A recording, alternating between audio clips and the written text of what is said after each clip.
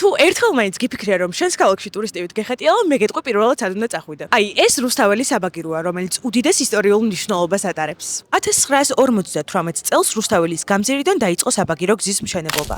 ეს იყო იმ დროისთვის უმნიშვნელოვანესი საინჟინრო პროექტი, რომლის მიზანიც თბილისის ცენტრის მთაწმინდის პლატოსთან დაკავშირება იყო. კომპლექსური რელიეფისა და ტექნიკური გამოწვევების მიუხედავად საბაგირო გზა რეკორდულ დროში აიგო და 1960 წლის 20 ივნისს ოფიციალურად გაიხსნა. გარკვეული მიზეზებისა და პერიოდის შემდეგ საბაგირომ ფუნქციონირება შეაჩერა, თუმცა ამით ისტორია არ დასრულებულა. ქალაქმა გადაწყვიტა ეს უნიკალური ობიექტი აღედგინა. 2012 წელს სრული რეაბილიტაციის შემდეგ რუსთაველი საბაგირო თბილისს უბრუნდება, თანამედროვე უსაფრთხოების სტანდარტებითა და ახალი გონდოლებით.